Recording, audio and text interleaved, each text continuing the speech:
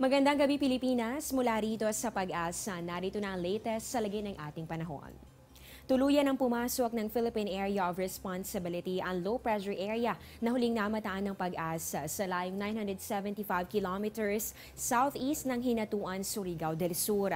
Ayon kay Pag-asa weather forecaster Hener Kitlong, posible po itong mabuo sa pagiging isang ganap na bagyo bukas o kaya naman ay sa darating na Sabado.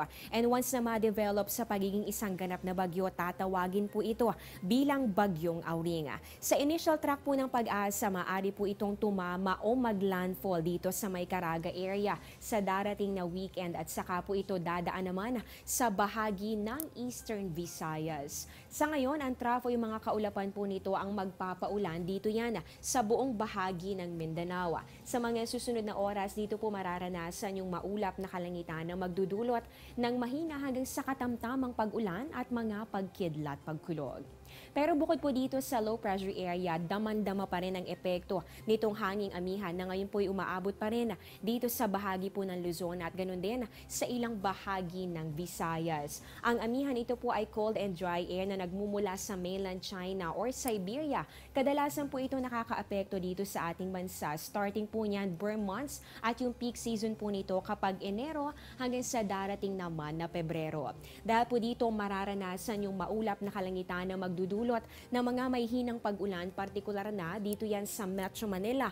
Ganon din po sa regions ng Cagayan Valley, Cordillera. Kasama rin po dito ang bahagi ng Bicol, Calabarzon, Mimaropa. Ganon din dito sa Eastern Visayas at pati na rin sa mga probinsya naman ng Aurora at ganon din dito sa bahagi ng Quezon. Dito naman sa nalalabing bahagi pa ng ating bansa, inaasahan naman natin yung bahagya hanggang sa maulap na kalangitan. Ibig sabihin po niyan, generally fair weather condition maliban na lamang dito pa rin sa mga pulupulong pag-ulan o pagkidlat pagkulog.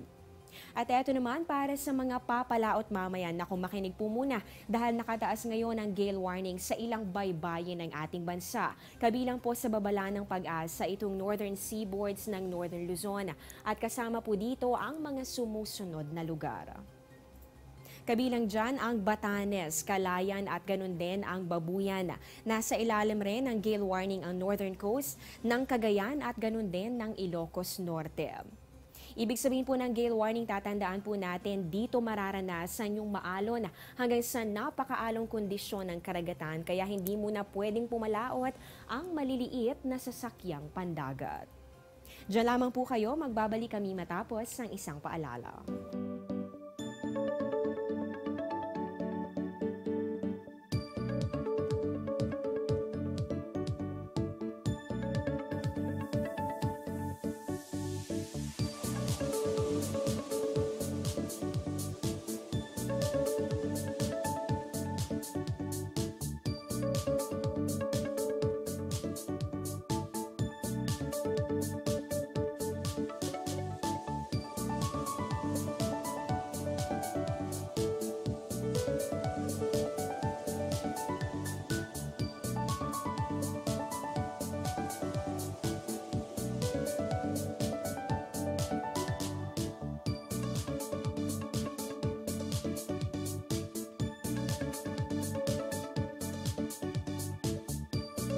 Isa ka ba sa mga nangakong gigising ng maaga at mag-e-exercise? Aba, suportado ka namin sa iyong hashtag Body Goals this 2017.